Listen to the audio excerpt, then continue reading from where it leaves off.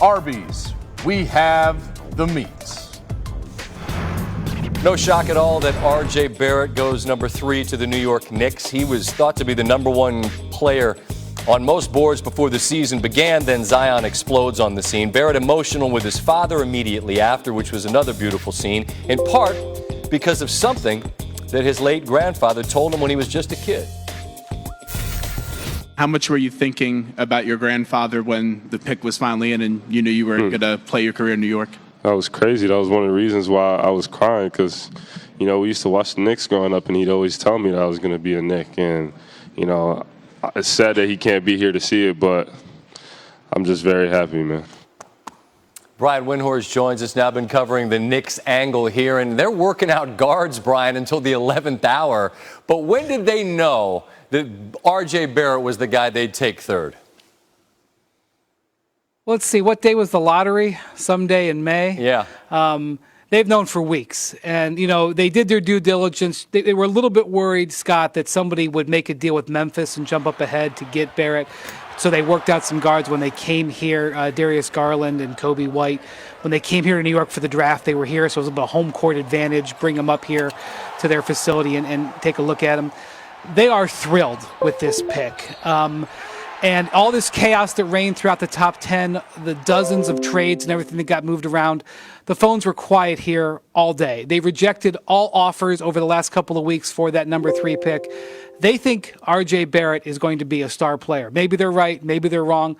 But for right now, the New York Knicks are a happy team. Well, when free agency comes around, Brian, for months we've thought what could happen, and there were all these grand plans and KD and maybe Kyrie or maybe Kemba, and now it looks like maybe none. What's the Knick plan when we get to July 1? Yeah, now you had to go up and bring them down. You couldn't let the Knicks fans have one happy night. It's my job to ask decent questions, isn't it? I know. Look, this is what the Knicks are saying. They're saying, we always planned to build through the draft. We didn't just want to do through free agency. But that's coded, Scott. Obviously, they had grand plans for this summer. They cleared the cap space. Jim Dolan went on Michael Kay's show and said they were hoping to get free agents. Right now, it looks a little shaky. And to be honest with you, the Brooklyn Nets keep proceeding like they think they're getting not only Kyrie Irving, but a second max player. They made a little move earlier this week when they didn't give an offer sheet to Rondé Hollis-Jefferson. Tonight, they traded out of a first-round pick. They got him a little extra cap space. They're right on the verge of getting that 2 max slots, and they're moving in that direction because they think they've got a chance at getting the double header, Kyrie Irving and Kevin Durant. But the Knicks aren't giving up. They think that they're going to get a meeting with Kawhi Leonard. They think that they're going to make a pitch to Kevin Durant, and they want to make a pitch to Kyrie Irving. They are not giving up. They still think that their position is okay, but obviously the hopes that were shining bright a few months ago have dimmed a little bit on the free agent front. Wow, if the Nets make the playoffs and then get KD and Kyrie in the offseason, the Knicks fans that had all of these, you know what, I'm going to stop. This is a night for them to be happy because they got RJ Barrett. I'll leave it at that, Brian. Thank you so much. Focus on RJ Barrett. We'll do that. Thank you, man. Great to talk. All right, let's do our research again and summarize some of the other things from this eventful draft. When the dust settles on all of the trades, what do we got? Well, we got the Cavaliers and the Pelicans. They'll end up with 3 first-rounders from this draft. Pelicans end up with quite a haul. So do the Cavs.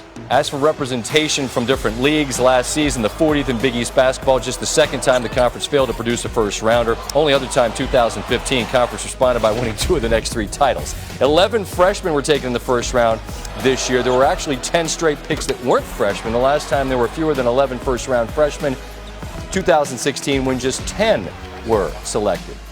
One of those freshmen was Cam Reddish, who will play for the Atlanta Hawks. Atlanta has made quite a movement towards youth in the last couple of years. Strong core of players you see, all of whom will be 21 or younger when the season tips off in the fall. Mike Schmitz joins us now. And Mike, obviously, given the fact that they also traded for Bruno Fernando, it means that Atlanta's my favorite team because of all the Terps they've got. What do you make of the moves that Atlanta has made?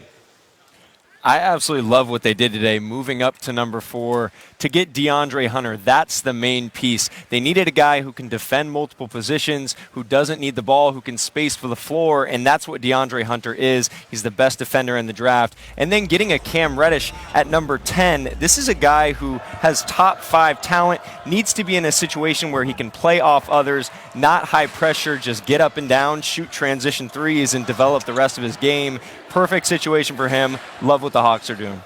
I also get the sense that a lot of people like what Cleveland did, and I don't care about a lot of people as much as I care about your opinion. I just mentioned that haul they've got. Tell me about the Cavaliers and what they managed to accomplish tonight.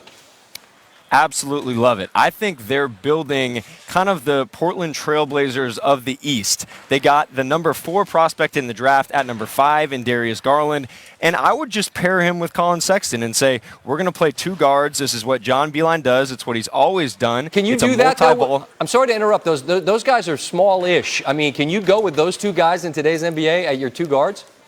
I think you can.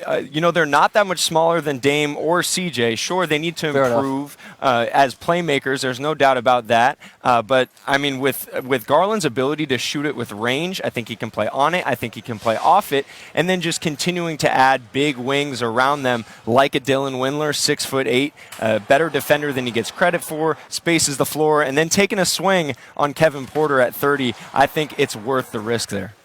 Bol is a guy that you called as polarizing a prospect as there was in the draft. I actually felt badly for the young man. I mean, he has to leave the table and then he comes back, just looks miserable by the time he's finally selected. How did he fall this far? I think it's a combination of the medical and the intel. In today's game, you can't hide from anything. If you have any weaknesses in terms of your work ethic, in terms of your habits, teams know. They know what you're tweeting. They know what's on your social media. And, I think some of that stuff hurt him in terms of the injury stuff and then the intel as well. But like we've said all along, I mean, he is a big-time talent, and I hope, this is a bit of a wake-up call for him and allows him to kind of lock in and focus on being the best basketball player he can. Mike, appreciate it, man. You do such great work. Look forward to talking with you more throughout the remainder of the summer. SVP, appreciate it, man. Mike Smith is awesome. Follow him if you love the game. You'll learn something. You also get to see slow-motion video of people shooting basketballs all over the world. Kawhi went to a baseball game.